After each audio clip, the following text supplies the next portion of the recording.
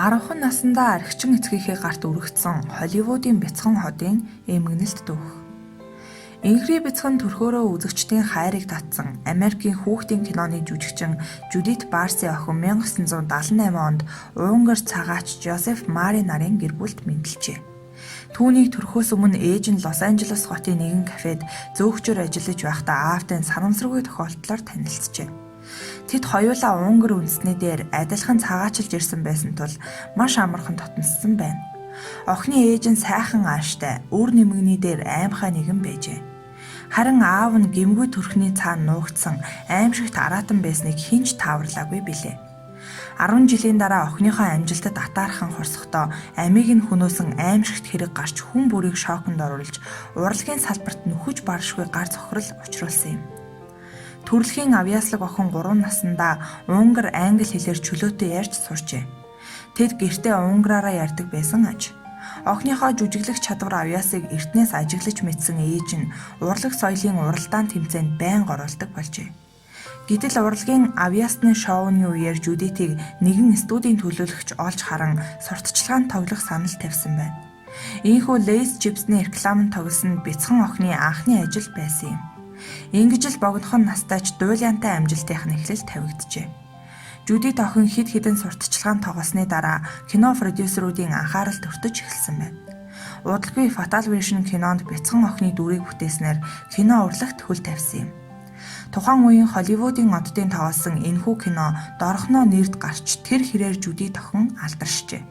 Үүний зэрэгцээ Жюдит охины төрөлхийн авьяас гадаад төрх нь улам бүр шуугаан тарьсан билээ.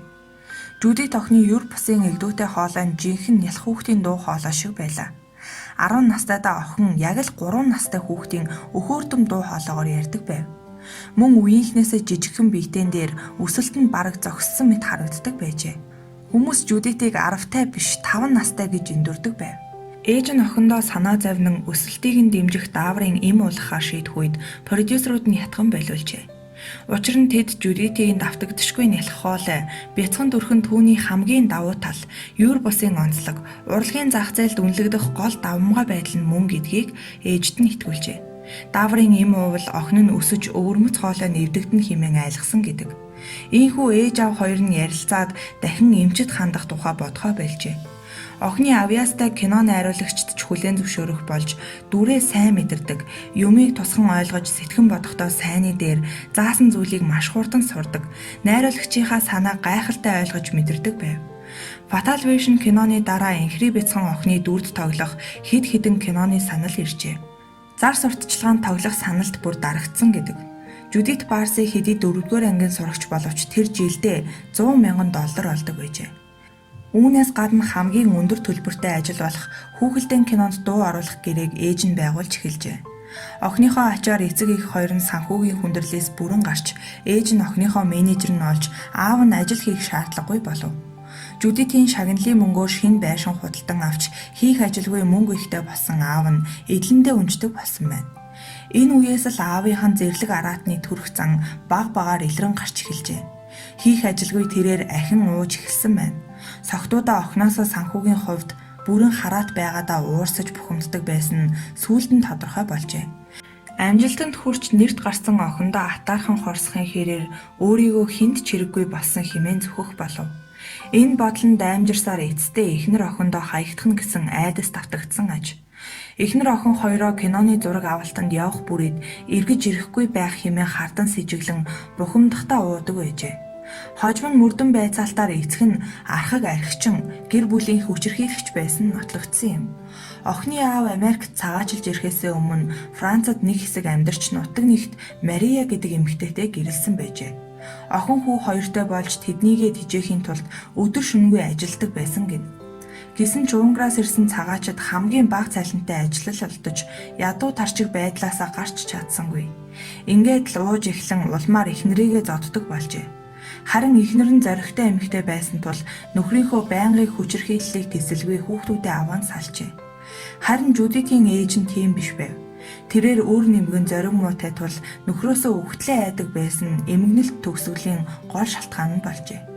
Ээжигээ дагаад охин ч ааваасаа айдаг болж нэгэн удаа ээж нь гэртээ найз нөхөд хамтран ажиллах ёстой уурж дайлжээ. Энэ үеэр гол хүн нь мэдээж Жюдит байсан бөгөөд харин аавыг нь хинч тоож анхаарсангүй. Уурлаж бухимдсан аав нь охиноо өөр өрөөнд оруулж загнан түлхчээ. Охин унахдаа шал мөргсөн ч ааваасаа айдаг тул ээждээ ч хэлэлгүй таг нуугаад өнгөрсөн аж. Ийхүү аавынх нь хүчирхийлэл улам бүр ширүүсч эхэлсэн гэдэг. Орилж хашгирч сүүлдээ өмнөх ихнэрээ зодож байсан шиг ээжийг нь зоддог болов. Ээж нь цагдаад хандсан ч дараа нь өргөдлөө буцаан авчээ. Энэ үеэр охин цаг хугацаанаас өмнөх дэлхийн кинонд бяцхан өвлөг өрөөл Дакигийн дууг оруулжээ. Дараа жил нь буюу 1988 онд авраг махчин загасны тухай Джейвис кинонд тоглохоор багаамын арлуу явхаар болжээ.